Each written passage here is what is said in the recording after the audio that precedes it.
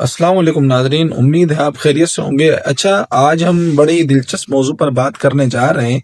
آپ نے دیکھا ہوگا کہ بہت سے لوگ کہتے ہیں کہ یار ہم یہ دیکھتے ہیں کہ شریعت کے اندر اتنے سارے لوگ، اتنے سارے علماء، اتنے سارے فقہا اور ان کی مختلف آراء، ایک ہی مسئلے پر ہم کس کی مانیں۔ اچھا، وہ اس طریقے سے کہہ کر اپنی جان چھڑاتے ہیں کہ بھائی اسلام کی اور شریعت کی تو ہمیں سمجھ ہی نہیں آتی کہ ایک ہی مسئلے پر مختلف مولویوں کی، مختلف علماء کی، مختلف فقہا کی مختلف آراء ہوتی ہیں، ہم کس کے پیچھے چلیں، ہم کس کی تقلید کریں۔ اچھا، وہ اگر آپ تھوڑا سا غور کریں تو وہ سوال نہیں ہوتا، وہ ایک طریقے سے تنقید ہوتی ہے اسلام پر اور شریعت پر۔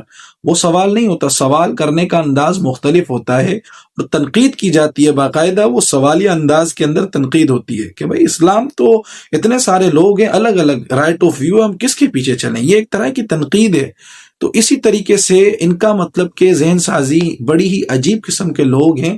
اچھا، یہی چیز ان کی منافقت اور ان کا رویہ دیکھیں کہ یہی چیز جب ہم سائنس کے اندر دیکھتے ہیں، سائنس کے اندر کئی مقامات ایسے آتے ہیں جہاں پر مختلف سائنٹسٹ کی آراء جو ہے نا تقابل کے اندر ہو جاتی ہے، تقابل ہوتا ہے ان کی آراء کا، ٹھیک ہے، ان کی رائے ٹکراتی ہیں آپس کے اندر۔ بہت سے ایسے معاملات، بہت سے ایسے مسائل ہیں کہ جہاں پر سائنس ٹکراتی ہیں آپس کے اندر، تو وہاں پر یا آپ یوں لے لیں کہ ایک انسان، ایک مریض ہے، مختلف ڈاکٹرز ہیں، مختلف ڈاکٹرز نے مختلف مشورے دیے۔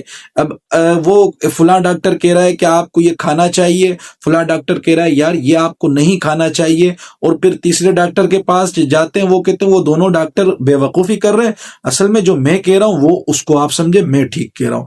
وہاں پر ان کا یہ دماغ کام نہیں کرتا کہ ہم کیوں ڈاکٹروں کے پیچھے چلیں، کیونکہ ڈاکٹر تو ایک بات کرتے ہی نہیں ہے، تو وہاں پر ان کا یہ ذہن نہیں ہوتا۔ لیکن جیسے ہی اسلام کا معاملہ آ جائے، شریعت کا معاملہ آ جائے، دین کا معاملہ آ جائے، وہاں پر یہ ہیلا بنا کر کہ یار ہم کس کے پیچھے چلیں، یہ کہہ کر وہ اپنی جان چھڑا لیتے ہیں۔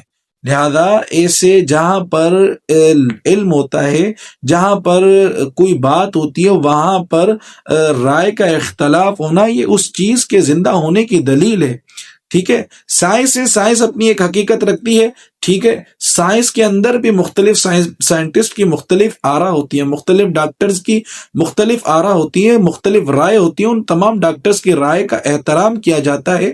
اسی طریقے سے جو مختلف علماء ہوتے ہیں، مختلف فقہا ہوتے ہیں، وہ ایک ہی مسئلے کے اندر ان کی مختلف رائے کا احترام کیا جاتا ہے، مگر جس کی رائے مضبوط ہوتی ہے اس کی رائے کو مقدم رکھ لیا جاتا ہے۔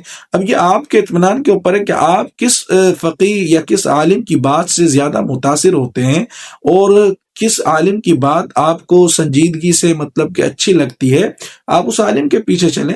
بس یہ سمپل سا اصول ہے۔ آپ نے یہ نہیں دیکھنا کہ میں نے اس کے پیچھے بھی چلنا ہے، میں نے اس کے پیچھے بھی چلنا ہے، میں نے اس کے کیوں چلنا ہے بھائی؟ آپ اپنے ایک عالم، ایک راستے کا تعین کر لیں اور آپ اس کے پیچھے چلیں۔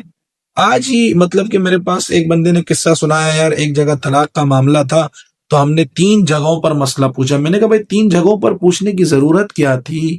3 جگہوں پر تو مسئلہ پوچھنا ہی نہیں چاہیے، آپ کو ایک ہی مفتی سے مسئلہ پوچھنا تھا، اور اس مفتی نے جو مسئلے کا حل بتایا اور جو مسئلہ بتایا بس اس پر اکتفا کر لیں اور اسی کے اوپر عمل کریں بس۔ اب ظاہر ہے جب 3 مفتیوں سے سوال کیا جاتا ہے اور الگ الگ نوعیت سے بتایا جاتا ہے کہ ظاہر ہے ایک مفتی کے پاس آپ گئے ہوگے، آپ نے کچھ بات کی ہوگی، دوسرے کے پاس گئے ہوگے، یقیناً 2-4 الفاظ کم یا زیادہ کر دیے ہوں گے تو وہ سینیریو تبدیل ہو گیا ہوگا، نوعیت تبدیل ہو گئی ہوگی۔ انہوں نے اپنے علم کے موافق، اپنی نوعیت کے حساب سے مسئلے کو جس طرز سے سمجھا اس طرز سے انہوں نے جواب دے دیا ہوگا۔